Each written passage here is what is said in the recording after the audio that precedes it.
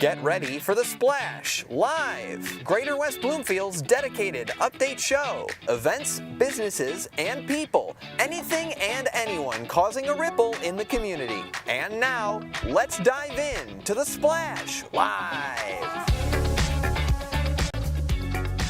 Hello and welcome back to The Splash Live, Greater West Bloomfield's live, dedicated news and talk show every single day. It's your stories from your hometown on your community media outlets, Civic Center TV and 89.3 Lakes FM. I'm Tyler Kieft alongside Dayan Chaaban. We thank you for joining us today, as always, on Civic Center TV, on Comcast Channel 15, and on AT&T Channel 99. We also invite you to join us online in high definition on civiccentertv.com. You can either find us right on our homepage in that small player at the top right on your computer web browser as you're exploring all of our other original programming and taking a look at our programming schedule every single day, or click on our Watch Live link, and either way, you can watch us full screen, high definition, the best place to watch us 24 hours a day, 7 days a week, all around the world, civiccentertv.com. In addition, you can find us on Facebook, broadcasting live today and every day on facebook.com/Civic Center TV 15. While you're over there, give us a like, comment on our videos, tell us what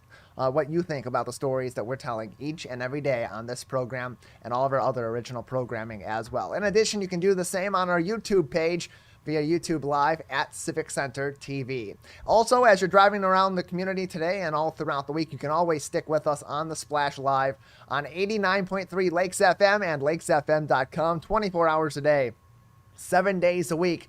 All of your favorite original programming from Civic Center TV is on the radio on 89.3 Lakes FM. That's the kind of news that brings the sun out and shining on this Tuesday in Greater West Bloomfield. That's going to be the case for most of the day, and then things start to get a little bit cloudier as we get into the middle of the week, Diane. That is true, Tyler. We have a very beautiful sunny morning here today in West Bloomfield. The temperatures are a little bit chilly, but nevertheless very beautiful. It's partly cloudy, highs of 69. And as you said, Tyler, as we go into the afternoon, it's going to be a little bit more cloudier and a very cloudy evening. As we go into the evening with the lows of 50. As we go into Wednesday, semi-similar temperatures as today. It's going to rise a little bit with highs of 73. It is also partly cloudy. A possible chance of rain showers in the morning, but nevertheless, partly cloudy afternoon and the rest of the day, and it's going to drop down low onto 59, a little bit higher than what we expect today evening. So 59 lows on Wednesday. Temperatures are continuing to rise for Thursday with highs of 79 and a low of 59 with a unfortunately cloudy Thursday. Not partly cloudy, less sunshine, but warmer temperatures, Tyler. Yeah, starting to have a little bit more consistently cooler weather, but little bits and pieces of peaks of summer coming back in all throughout the week. Thank you for that report. Plenty more making headlines today across the Greater West Bloomfield communities in West Bloomfield Township, Kegel Harbor, Orchard Lake Village, and Sylvan Lake. The biggest story in town is West Bloomfield School District making a decision last night on their Strategic Visioning Committee's recommendations for the future of the West Bloomfield School District, including their school district buildings, educational facilities, and the structure of the schools across the school district. We'll give you information on that decision coming up in just a little bit. The West Bloomfield High School Marching Band performed at a regional band event recently. We'll tell you where they went for that band event and how many other schools were joined alongside them. Later on this week, the West Bloomfield Township Household Hazardous Waste event is happening at West Bloomfield Town Hall. We'll give you the details on what you can drop off and when your day is for dropping off your hazardous waste to recycle it and dispose of it properly at West Bloomfield Town Hall. It's also homecoming week at West Bloomfield High School. We'll give you the details on the homecoming parade and preview this week Friday's big matchup at home on the homecoming game versus Rochester Adams. Residents near water bodies are being urged to stay informed about possible toxins in those waterways. Sally Wenczel will join us to talk about that story later on as we work to protect our waterways. In addition, the West Bloomfield Township Fire Department is continuing to take applications for paramedic scholarship opportunities. You can get upwards of $4,000 in scholarships if you are to win one of these scholarships from the West Bloomfield Township Fire Department. We'll tell you how you can apply and when you can apply for these scholarships in just a little bit. Also, they'll be celebrating their 100th anniversary at this year's Fire Department Open House. We'll give you the details on that open house as well. One of the summer favorites is continuing in the fall, but moving indoors. The Still Sunsets concert series will be moving indoors in October. We'll give you the information on the first October concert of the fall happening indoors in the Greater West Bloomfield community. Plus, Oakland County and statewide leaders came together earlier on this week to advocate for safety on our railways all throughout the local area at the Pontiac Amtrak station. We'll give you the details on why they came together and what they were advocating for in terms of that rail safety later on in the program. Plenty to get to on today's edition of The Splash Live. We invite you to stay with us all throughout the week on Civic Center TV, on 89.3 Lakes FM, as well as on our social media, and keep up to date with us on CivicCenterTV.com. The Splash Live will return after this. We'll be right back with The Splash Live. 1 in 4 Michigan homes has high levels of radon, a naturally occurring radioactive gas known to cause lung cancer. It doesn't matter where you live or what type of home you have. You won't even know it's there unless you test. So don't wait. Testing is cheap and easy, and if there's a problem, it's simple to fix. Visit michigan.gov/radon to learn more. We took action. Will you? Watch West Bloomfield Lakers football all along on 89.3 Lakes FM and Civic Center TV. Join Tyler Kieft and Matt Catoni each week for live, in-depth, and exclusive coverage before, during, and after the big game. It's your local high school football team on the road and in your backyard on your home for West Bloomfield Laker football, Civic Center TV, and 89.3 Lakes FM.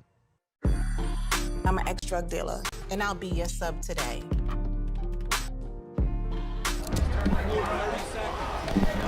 Two milligrams of fentanyl can be lethal. A lethal dose is in here.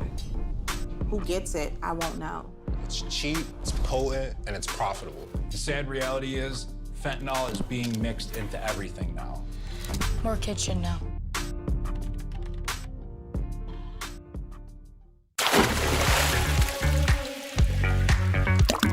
And now, back to The Splash Live. Welcome back to The Splash Live, Greater West Bloomfield's live daily news and talk show. It's your stories from your hometown on your community media outlets, Civic Center TV and 89.3 Lakes FM. You can always join us also online on CivicCenterTV.com, as well as on our Facebook page at Civic Center TV 15 and on our YouTube page at Civic Center TV. All of those details are on our website, CivicCenterTV.com. On the top right side, right above where you can watch us live in that small player on your homepage, you have links to each and every one of our social media pages, so you can follow along with us, give us likes on our different posts, give us comments, give us your thoughts as well, and hey, maybe we'll talk about those thoughts and read those on the air on The Splash Live every single day. And check our programming schedule out every single day for times when you can watch this program, The Splash Live, all throughout your morning, afternoons, and evenings during the weekdays. Big stories are on this program each and every day, but perhaps the biggest story in town right now is the decision that's been made, or was up for decision last night at the West Bloomfield School District Board of Education meeting, which is available on demand on CivicCenterTV.com. Monday night at the West Bloomfield School District Board of Education meeting, a much anticipated decision came from the board on whether or not to move forward with the 8 recommendations of its Strategic Visioning Committee for the future of the school district. The Board of Education decisions came after months of stakeholder input from residents, staff, students, and more, as well as plenty of meetings internally within the West Bloomfield School District to research and discuss the best course of action for the strategic plan of the school district going forward with lowering enrollment and with changes in the educational landscape. All of this of which including the stakeholder input was detailed last night at the meeting by Superintendent Dr. Danya H. Bazzi. We did have input sessions, and I assure you we heard our community. This decision is a district-wide decision that has impact on almost every stakeholder within our community. So it's not something that we take lightly. It's something that we know the input was needed and necessary, and we certainly understand the perspectives that were shared. Many perspectives were shared at last night's meeting from those, particularly those advocating in the city of Keego Harbor and in other neighboring areas for the Roosevelt School, which is a 103-year-old building in the local area. The strategic plan laid out by the Visioning Committee had 8 key points listed and should be listed here on your screen here in a moment. We do have a visual from last night's slides of those 8 strategic visioning points that were detailed at the meeting. They include converting all 4 of the schools to K through 5 education, which is pretty standard across elementary schools from districts all throughout the local area. Closing Roosevelt Elementary at the end of either this school year or the next school year. That's going to be dependent on enrollment as well as the reduction in school of choice, with the majority of the population at Roosevelt Elementary School in recent years being school of choice individuals, including many school of choice individuals, as was detailed in scatter plots from throughout the district of their student population, being those in the southern part of West Bloomfield Township as well as those northern into other parts of Oakland County and scattered throughout the local area in southeastern Michigan as well. A lot of that is because of the magnet program at Roosevelt, as well as the STEAM program, science, technology, engineering, arts, and mathematics programs that are at Roosevelt Elementary.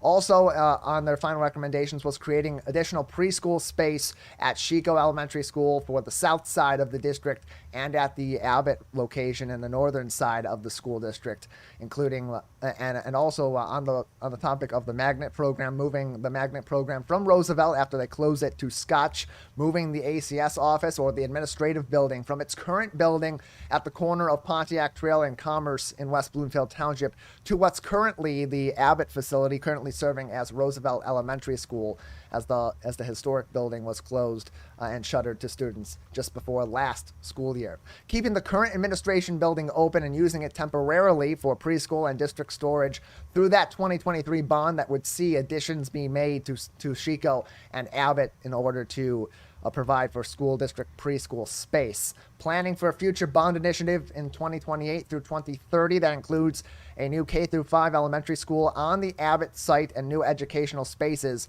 at West Bloomfield High School. But what was chief among these 8 recommendations, at least for the public, was the number 4 recommendation, demolishing the old Roosevelt School building and the playground as well. This is a 103-year-old building that many have called the quote-unquote heart of Keego Harbor in that community. Many of the people that spoke at last night's meeting from the public comment portion of the meeting had mentioned that the Roosevelt School is the center of that community, that it is part of the heart of Keego Harbor, as well as the strategic vision of the city going forward, and they're planning to make a walkable downtown. Even city leadership got involved in the public comment, with Planning Commission Chairperson Joel Yoder imploring the board to partner with the city and with its planners in making the decision on the future of this historic building and structure in the Keego Harbor community. Let's take a look at Mr. Yoder's comments. Clearly, there's little capacity in terms of time or expertise to explore options for old buildings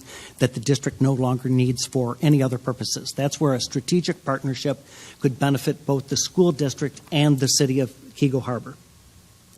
In Jill's work, she knows of many examples of repurposed schools and other historic buildings that do these things and more, but they take determination, creativity, and collaboration. What a wonderful lesson to teach to the students of our community. Mr. Yoder's comments were among many. Over an hour of public comment at last night's meeting on this topic, in particular those advocating for keeping the building up and potentially maybe selling it to developers. They may want to refurbish the building and redevelop the building. I mentioned a number of different points. There also were a couple of people that did advocate in favor of this final recommendation. After long discussion, both from the public and among the board, passionate at times in both regards, the board ultimately did pass a motion to move forward with these 8 strategic visioning committee points and recommendations, including the demolition of the 103-year-old Roosevelt School building in Keego Harbor on Cass Lake Road. Dr. Bazzi and administrators did state during portions of this meeting that exploration of how to execute a demolition safely would be completed over the next several months, with a plan estimated to be detailed later on in the school year. The potential of a sale rather than demolition is not entirely off the table from the indications made in statements last night at the meeting from administrators. Although demolition is the current preference and is what they're going to be exploring, if other options present a better option for the future of that facility and the future of that site in a way that's beneficial to the school district and to the community, those may be explored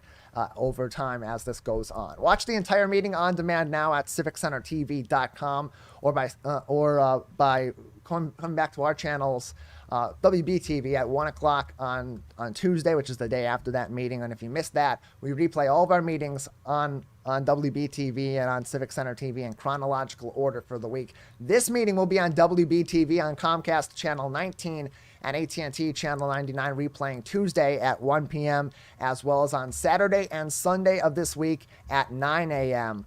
And throughout the weeks ahead. Beyond that on WBTV. You can view it again right now, civiccentertv.com on our on-demand page. Just click on on-demand, and if you're lost in a few other programs, you scroll down on the right side. There is a section for meetings that will say West Bloomfield School District Board of Education, and that will be at the top of the list, September 18th, 2023, the date of that meeting.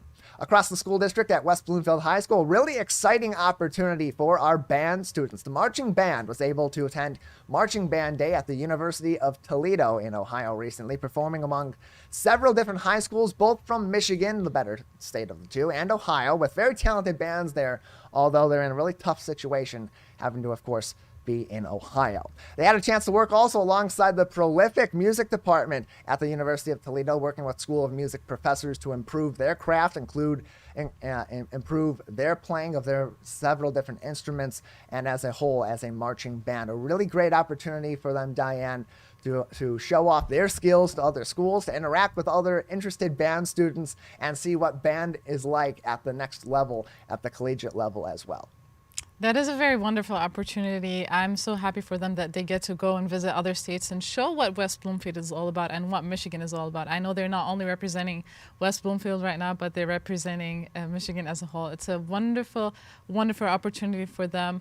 I am 100% sure that they are going to show up and we are going to be very proud. And again, Tyler, it's just wonderful to get out and show these people what they're all about, whether it's in music or we've seen some dancing in the past. They went to Canada. So we're always so proud of our community members and our students and education, everyone in our community who goes out to different states or different areas and show what we're all about and what we are capable to do in our community.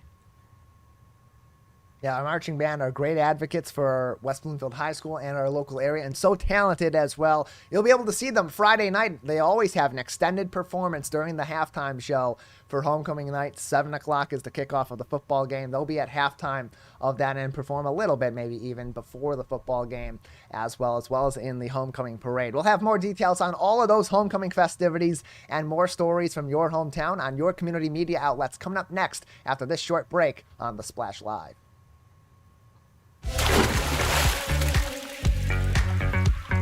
We'll be right back with The Splash Live. 1 in 4 Michigan homes has high levels of radon, a naturally occurring radioactive gas known to cause lung cancer. It doesn't matter where you live or what type of home you have. You won't even know it's there unless you test. So don't wait. Testing is cheap and easy, and if there's a problem, it's simple to fix. Visit michigan.gov/radon to learn more. We took action. Will you? Learn more about fire prevention in our community at the West Bloomfield Fire Department Open House, Sunday, October 1st, from noon to 3 p.m. at Fire Station 1 in West Bloomfield. Embrace safety and celebrate 100 years of service from our West Bloomfield Fire Department, October 1st at Fire Station 1 on Orchard Lake Road, plus coverage from us right here on Civic Center TV and 89.3 Lakes FM.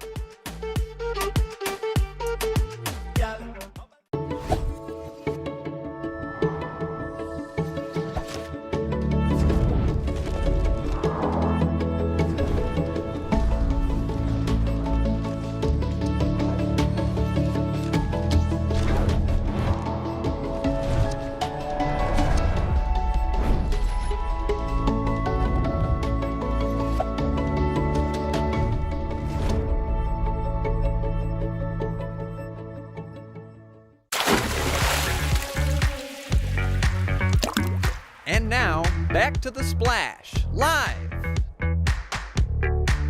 Welcome back to The Splash Live, Greater West Bloomfield's live daily news and talk show. It's your stories from your hometown on your community media outlet, Civic Center TV and 89.3 Lakes FM. This is the place to go for the latest information directly from your hometown. You don't have to wait through all these regional broadcasts and these national news stories in order to get through to stories from right in your hometown. We get to those each and every day, leading with the Greater West Bloomfield area, but also expanding further on into Oakland County. You can always join us on Civic Center TV on Comcast Channel 15 and AT&T Channel 99, online on civiccentertv.com. And hey, that's a great place to go to click on our links for our social media. Give us a follow on Facebook, on Twitter, and on Instagram, and find us on YouTube as well at Civic Center TV for all of our original programming live and on demand. YouTube at Civic Center TV, and of course always online, civiccentertv.com.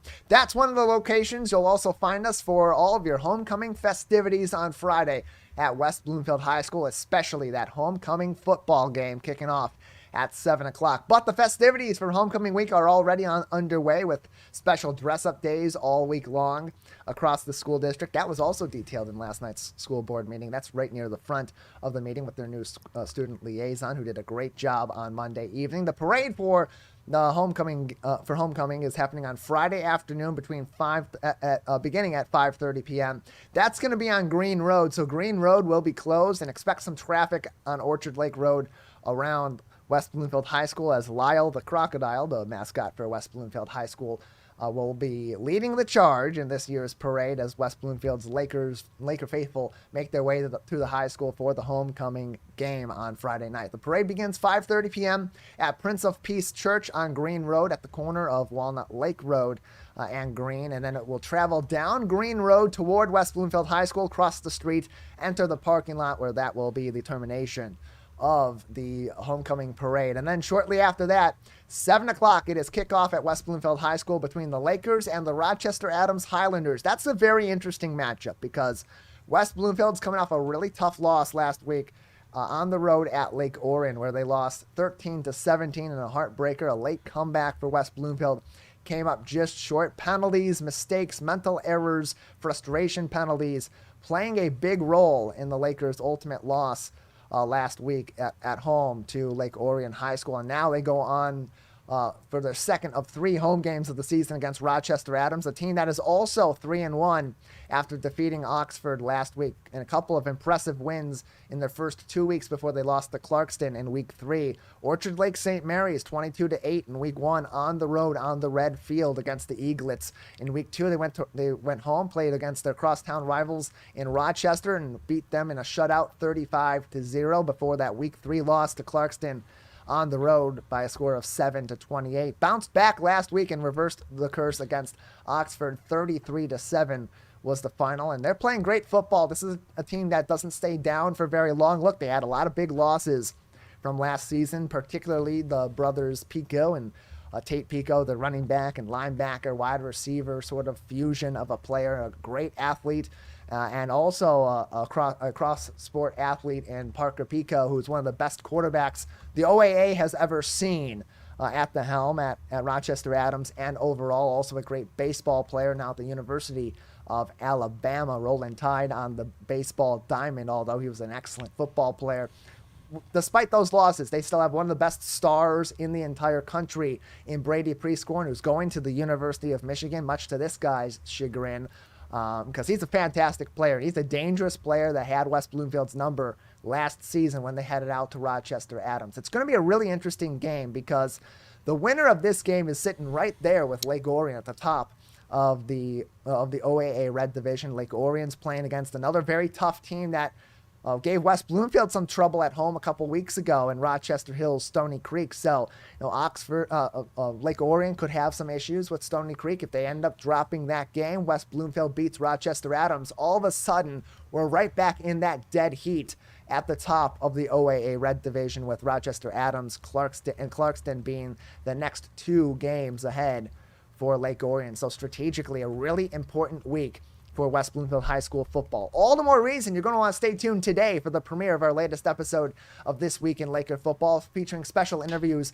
on site at Lake Orion High School from last week Friday. We talked to athletic director Eric Pierce, head coach Zach Hilbers, and star defensive lineman and tight end Brandon Davis Swain about last week's performance, about staying focused after a tough loss for this week at home on homecoming night against Rochester Adams, and trying to, as I said earlier, reverse the curse against Rochester Adams, who has won 3 consecutive matchups against West Bloomfield High School over the past 2 seasons. They beat West Bloomfield 2 seasons ago to open up their season in a shocker when West Bloomfield came in as one of the top-ranked schools in the entire state, if not the #1 school in the state, shocked them on their own home field, beat them in a close game then in the playoffs, and then came back last season. West Bloomfield went on the road, and it was a healthy victory again for Rochester Adams. So West Bloomfield trying to break that 3-game losing streak to the Highlanders on Friday night. Our coverage will begin at 6 o'clock with This Week in Laker Football replaying on Civic Center TV and across all of our outlets for West Bloomfield football. The Laker pregame show is at 6:30,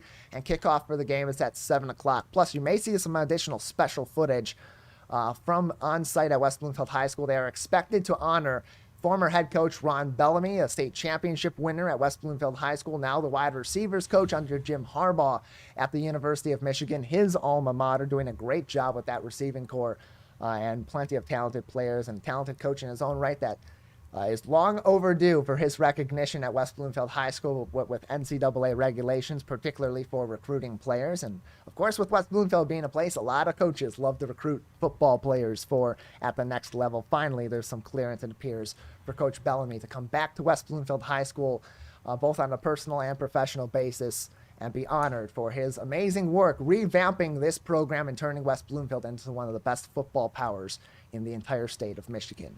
Also happening on Friday, right around that same time, will be the first day of drop-off for Household Hazardous Waste Day in West Bloomfield Township. Now, this doesn't just include West Bloomfield. It also includes residents of Sylvan Lake, Orchard Lake Village, and Keego Harbor, all of whom can drop off their unused cleaning products, toxic chemicals that may be sitting around in their home, in their basement, or in their garage, oil-based paints, old batteries, and old medicines, and light bulbs, and fire extinguishers, and the like are all items that will be accepted and will be properly disposed of at this event. It's happening Friday and Saturday at West Bloomfield Town Hall. But there's some specifics here.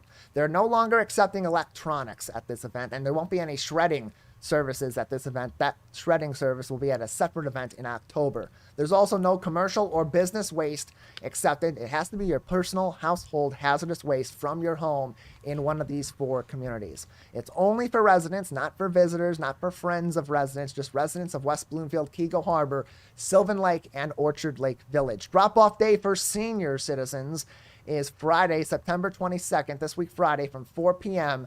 until 6 p.m. at West Bloomfield Town Hall. All other residents are invited to drop off their household hazardous waste on Saturday, September 23rd, from 9 a.m. until 12 noon at West Bloomfield Town Hall. For more information, visit wbtownship.org or give their Development Services Department a call at 248-451-4818, 248-451-4818 for more information. Diane, a really great opportunity for people who are doing a little bit of fall cleaning and clearing some items out of their home to get some of that stuff that's really tough to dispose of safely, disposed of with people that are experts at getting rid of that stuff in a very safe and environmentally friendly manner.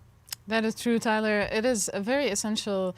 It's a very nice event where people can go and, as you said, dispose of their unwanted stuff safely. They cannot dispose of these stuff otherwise, and sometimes they can create negative effects on the environment. We see a lot of unrecyclable materials and undamaged and stuff that cannot be, again, diluted within the environment. They do have very severe effect on our nature and our environment on the long run. So this is a great way for our community members to go and dispose of their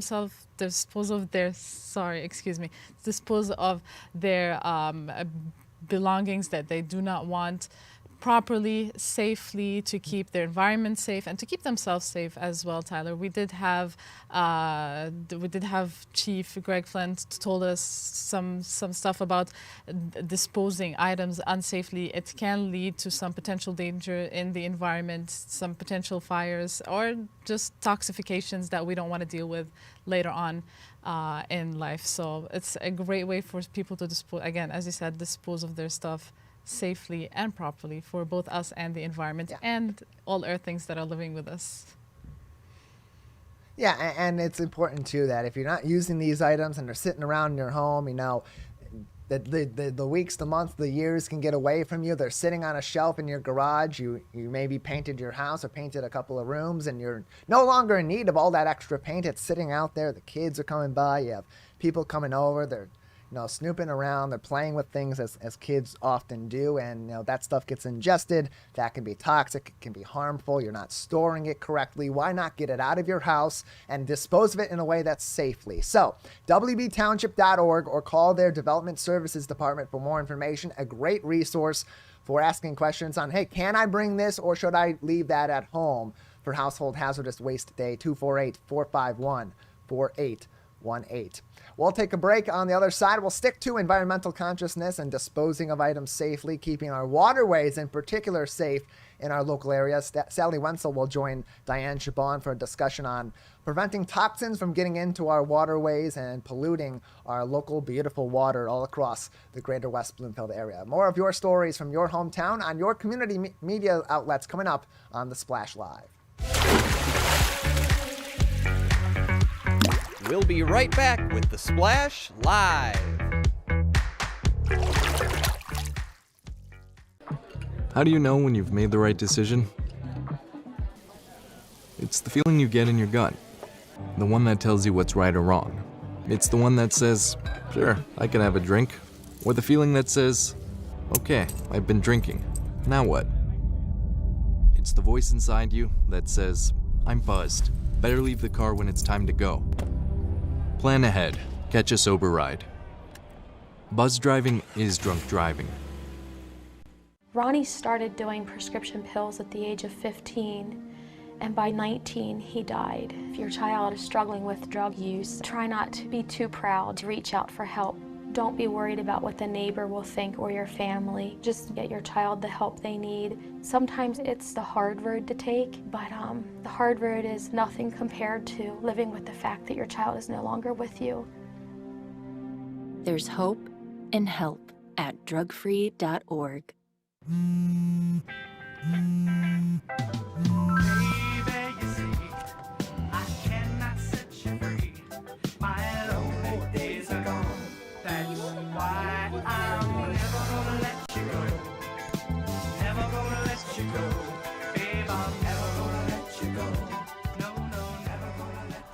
Here you go. Thank you. Thank you.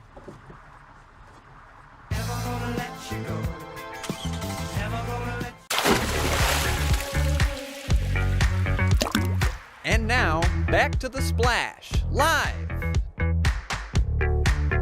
Welcome back to The Splash Live. This is Dayan Chaaban alongside Tyler Kieft. So the Michigan Department of Natural Resources issued warnings and advisories to residents about harmful algal blooms. What are they? How do they cause harm, and how can we mitigate and find solutions for them? Today we have Sally Wenczel with us to tell us all about this. Sally, welcome to The Splash Live, and thank you for joining us today. Thank you, Diane. It's nice to meet you. And nice to meet you too. Thank you for having me. Sure. Sally, you serve on the West Bloomfield's Environmental Commission and hold the position of Treasurer and Chair of the Lake Health Committee within West Bloomfield Lake Community Association. But today, you are with us as a part of the Homeowners Association and as a resident of the beautiful West Bloomfield. And you're going to talk to us about your concerns as a resident and as a part of the Homeowners Association, apart from your other positions as Commissioner and Treasurer of Lake Community Association in West Bloomfield. So, Sally, I just want to start off because a lot of people are not familiar with how harmful or even what are algal blooms. We see a lot of those signs put up in front of our lakes, and we still see people going into these lakes swimming because they are probably not well informed about what are algal blooms and how they are harmful to us and to our pets as well. So can you please provide us with just an overview of what are harmful algal blooms, what is cyanobacteria, and how harmful are they to our community, to our water bodies, and to us as human beings, and to our pets as well? Yes, they are very worrying and harmful, and an increasing problem in the state of Michigan and in our community, sadly. So that's a picture of our lake from a few years ago. And you can see it's different from typical, or what you would consider healthy algae for a lake, where it's a part of the food chain where ducks are eating it and fish are consuming it. This is toxic actual bacteria. It's called cyanobacteria. So it's referred to as blue-green algae, this neon green paint-looking, it has a paint appearance. But it is a bacteria, cyanobacteria. And so some of the things that can happen if you are splashing around in this water are nausea, dizziness, eye irritation, vomiting, general discomfort from the smell if you're near it. But the greater problems, there are neurotoxins that can cause neurological damage. Peptide hepatotoxins cause serious liver damage, and dermatoxins that can cause skin irritations and respiratory issues. And these are from government websites. These are the real health hazards of this stuff. And pets drinking from it, there have been known cases where the pets actually die within hours of consuming the water. Yeah. Sorry, go ahead. Oh yeah, that next sign, if you want to go back to that. So these signs have been erected in our neighborhood for the past 2 years. It might be 3. And the problem now is, EGLE, the Department of Michigan Department of Energy, Great Lakes and Environment, you would call and you'd report an algae bloom, they would come out and test the water. Well, they don't even come out and test anymore. They just send Oakland County Health out to put up signs, and that's it. Just there's no real plan of action. We have warning signs, which is helpful for people at our little neighborhood park over there and the kids fishing to stay away from the water. But this is what you get. Unfortunately, as I mentioned earlier in the introduction, we do see these signs, and as a person living in community and living in Oakland County, I did see these signs, but I am always so intrigued to look in and Googling stuff. So this is how I found out how harmful they are. I would have never guessed how harmful they are. I was swimming in several lakes that there were warning signs. I would take my dog, and unfortunately, I did not know before that. So Sally, before we go ahead and talk about the resolutions that you found and some of the research, can you tell us, you mentioned something about the government's accountability office report. Can we just preview an overview, or just go an overview of what this report mentions and how harmful they are based on research, based on years and years of research? Absolutely. Yes, this is from GAO.gov. This is the Government Accountability Office report from 2022. And really, the GAO is raising the alarm on government accountability for the response to harmful algae blooms. And I'm reading the conclusions from the report. The top 4 conclusions that the GAO report is highlighting is that governments are relying on reactive responses after, let's call them HABs. It's known as HABs, harmful algal blooms. And they're comprised of warnings and publicity about the HAB event, the signs. And the app often used are applications of algicides, which copper sulfate is a real popular one that's used, but it's really not a solution. It's very short term, and it kills the algae cells on a massive scale, and it's known to cause fish kills, so this is just exacerbating the problem. It's a very antiquated treatment, and I know the neighborhood just to the south of me had a fish kill this summer after a copper sulfate treatment. And it happened to us in 2016, and we stopped using algicides for that reason.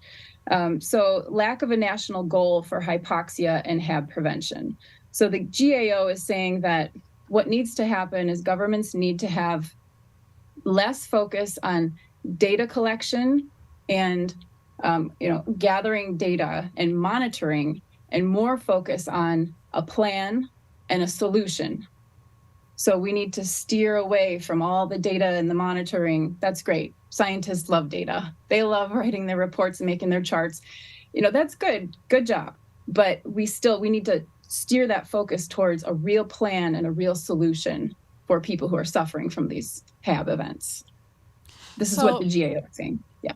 Sorry. So Sally, what do you think is hindering going through these processes of finding resolution or starting finding resolutions and figuring out ways to resolve the issue of cyanobacteria or harmful, or HABs, as you said, harmful algal blooms, besides the copper sulfates and mitigating away or negating away from the copper sulfates and these very harmful chemicals? What are different solutions that you propose or science proposed? Mm-hmm. Well, it's interesting. If you look at it, I like to look at things a lot as like a metaphor. It's very human-centric of me to think like this, but environment is like a metaphor for the human body. So we've been just herbiciding and dousing chemicals on these lakes for years, and it's building up in the sediment. There's heavy metals now in all the lake sediment, and it hasn't worked. And this is the tricky thing. So scientists are kind of baffled. This cyanobacteria is winning. It's winning until after 7 years I've been dealing with this. Since 2016 is when I joined my homeowners association and started to self-educate. I took the Michigan Lakes course from MSU, learned all about natural shorelines and what can we do to prevent the input of nutrients which are causing the HAB events. But I'm then learning that really it's the nutrients in the sediment that are feeding a continuous cycle of feeding these cyanobacteria. So you've got phosphorus and nitrogen heavy laden in the sediment that's creating this cycle of blooms. So we need to remove the nutrients from the sediment. Well, how do we do that? So I can get into the long version of this story if you want. So I met last year. I presented at the Michigan Inland Lakes Convention, and there were many, many speakers on harmful algal blooms and cyanobacteria, and many of them had the same questions. Like we can't beat this stuff. Here's what you can do to reduce nutrient input. Here's what you can do to build a rain garden, create a natural shoreline, until Dr. Wayne Carmichael spoke. He's a retired biologist from Wright State University, and he started saying things that were really resonating with me about organic ways to digest and remove this lake sediment using bioenzymes. And Global Waterworks presented along with him. And so this new technology, I can get into it if you want. Should I keep going? Yeah, sure. It's sure. a lot. Okay. Yeah. Okay, so I'm sorry, I just had a technical issue. Okay. So Dr. Wayne Carmichael, I followed up with him after the Michigan Inland Lakes Convention and emailed him. He emailed me right back. We started a conversation, and he recommended to look into a company called SIS Bio. And they are doing what is called radar technology, which is bottom sediment removal by natural means, not mechanical. You can dredge a lake and suck it out mechanically with a huge machine, but that's also maybe going to last 10 years. It's just going to continue to fill up with sediment, and the nutrients are going to continue to thrive.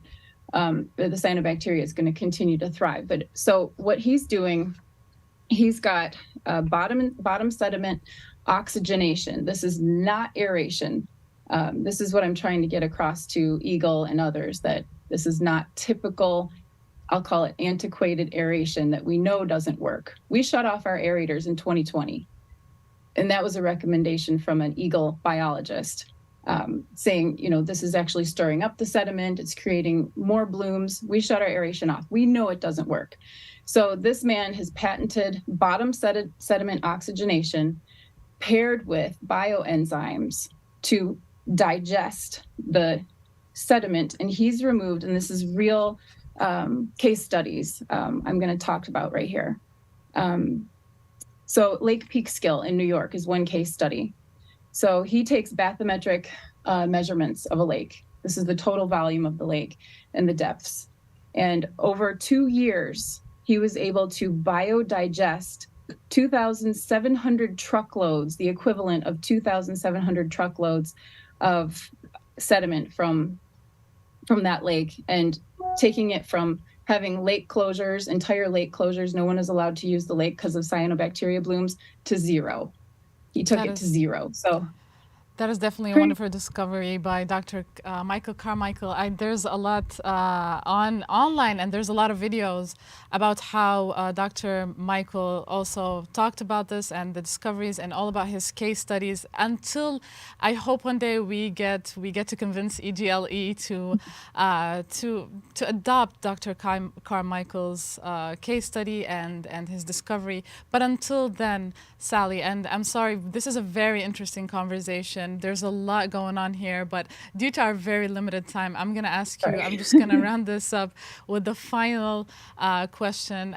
Until we can adopt Dr. Carmichael's research and discovery, how can residents in our area help eliminate or try to kind of negate or reduce algal blooms in their lakes and water bodies? Okay, yeah, absolutely. So number one, don't fertilize your yard.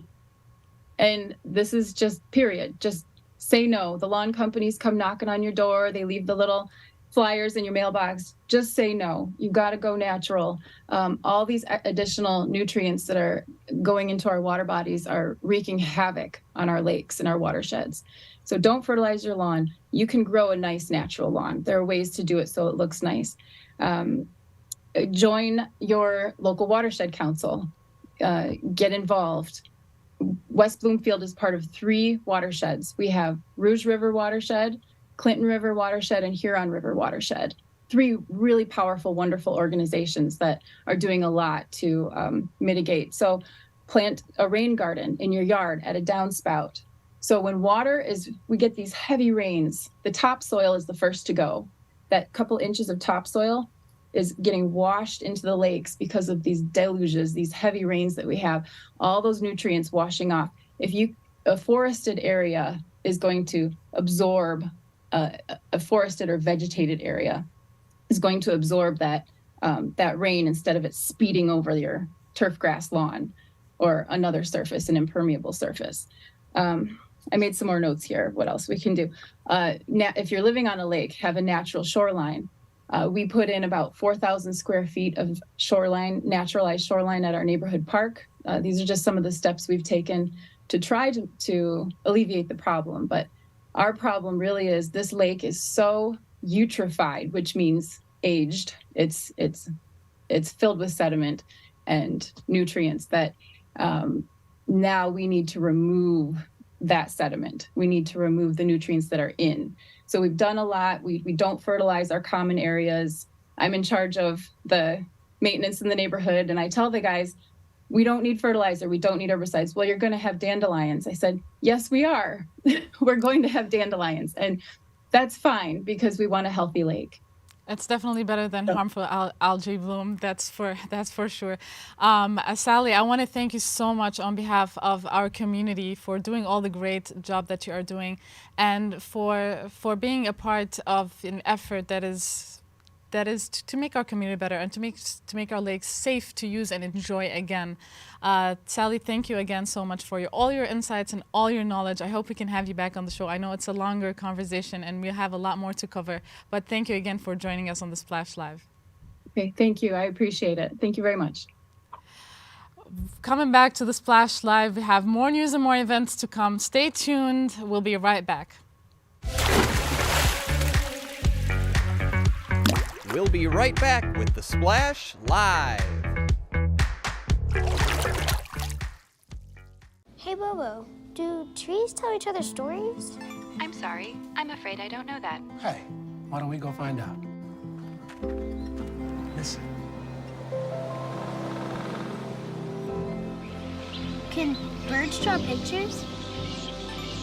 I don't have an answer for that. Dad, do stars visit their friends? Look!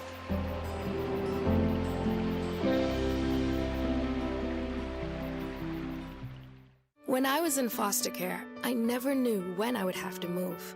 so I always had my suitcase ready to go. Then one day, I was adopted. My new parents opened their hearts and home to me.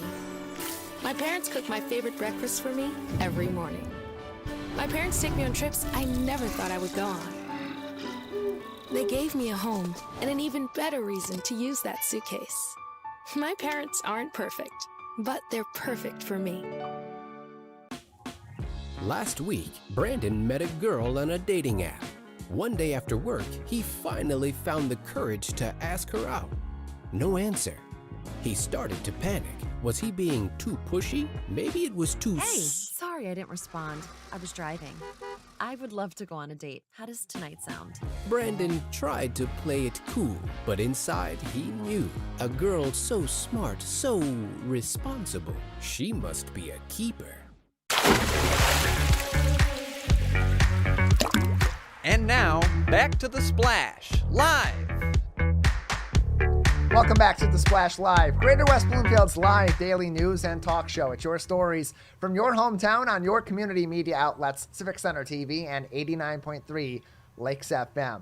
Plenty going on in our local community, including opportunities for people that would like to serve our community or communities nearby in the fire service. The West Bloomfield Township Fire Department is helping to sponsor some of those next generation of great firefighters and paramedics in our local area, providing up to 6 scholarships for paramedic education for residents of Oakland County, as well as Macomb, Wayne, Lapeer, Livingston, and Washtenaw counties. These are available upwards of $4,222 per scholarship. Applications do need to be in relatively soon. You got a little bit under a month to get those applications in. They're due by Friday, October 13th, 2023 at the close of business, which for West Bloomfield Township is 4:30 p.m. So make sure you have your applications in well before the end of regular business at 4:30 p.m. on Friday, October 13th, 2023. The decisions on these applicants and who will be receiving the scholarships will be notified shortly after that on November 3rd. You'll know whether or not you received the scholarship. Now, in order to qualify, you need to be living in one of the counties mentioned earlier, Oakland, Macomb, Wayne, Lapeer, Livingston, or Washtenaw County. You must already be CPR certified and have a Michigan EMT basic license. Be aspiring to be a paramedic or a firefighter or both, as well as write an essay to the West Bloomfield Township Fire Department, as well as provide a letter of recommendation. There are other requirements that are involved in this. I highly encourage you to go to wbtownship.org and learn more about these applications. wbtownship.org/jobs will have this scholarship opportunity provided to you. If you look at, or just go to their website, their main website page, wbtownship.org. If you scroll over to their latest news stories and scroll around just a little bit, you'll find those paramedic scholarship opportunity stories right directly there for you to learn more information on how to apply for these positions. Great opportunities, whether you're going to be joining the West Bloomfield Township Fire Department or other neighboring departments across our county and across southeastern Michigan. The West Bloomfield Township Fire Department, a great opportunity to learn more about the department and the fire service and maybe apply for those scholarships afterwards at the Fire Department Open House happening Sunday, October 1st from 12 noon to 3 p.m. at Fire Station Number 1, right next door to West Bloomfield High School on Orchard Lake Road. Live demonstrations, hands-on displays, activities for all ages, and community organizations in the public safety, in the home safety, and in the health space will also be at this event, including you're seeing on your screen, Alana's Foundation on CivicCenterTV.com will be providing a flu vaccination clinic as they do each and every year at this year's event. Parking will be available at West Bloomfield High School with a short walk on hopefully a nice day up to the fire station just north of the high school. If you would prefer not to walk or you cannot walk to this event, West Bloomfield Parks will be providing a bus shuttling from the high school up to and from Fire Station Number 1 throughout that event. You can also stay with us on Civic Center TV. We'll have coverage of the Fire Department Open House if you're unable to attend this year's very fun event as we have in years past. Diane, a great opportunity to learn more about fire safety, about public health, and more from your local fire department. And it's a great opportunity to celebrate 100 years of the West Bloomfield Fire Department, Tyler, and their efforts, their ongoing efforts. our first responders' ongoing efforts to keep our community safe and to keep us happy and healthy. We are very thankful to them, and we hope that everybody goes out there and enjoy their time. Talk to our first responders. There's going to be a lot going on in this event. Tyler, you mentioned everything going on, but just to recap, flu vaccinations, a lot of community organizations and safety, public health, and more. So a lot going on, a lot of fun stuff to do, a great way to get to mingle with your community members and with your first responders. And they also, if you are also interested in being a first responder with the fire, with the West Bloomfield Fire Department, you can get to know what they're all about, how they go about their normal day, how they go about their non-normal days and unfortunate events, and just mingle with them, talk to them, and show them your appreciation. Yeah, great opportunity to meet the people that are serving your community and protecting your community every single day. Those people that, if you ever have an emergency, they're often going to be the ones that are first responding to you from those incidents. Sunday, October 1st is the day of this event. It's just a week from this week's Sunday. Tough to believe we're getting that close to October, but it's also a very busy day across the community. Luckily, there's no Lions football on that day because they're playing on Thursday, so plenty of time in your afternoon to enjoy events across the community, including the official start of fall in Sylvan Lake. The Jan Hayes Pumpkin Patch is coming back on Sunday, October 1st from 12 noon to 4 p.m. at the Sylvan Lake Community Center. Of course, it's the iconic Pumpkin Patch. There will also be a raffle for a giant pumpkin, a great staple to have in your front yard for Halloween festivities. Activities for the kids, including face painting and games, great food, hot dogs, cider, and donuts, all at the Sylvan Lake Community Center. More information on Sylvan Lake events can be found on sylvanlake.org.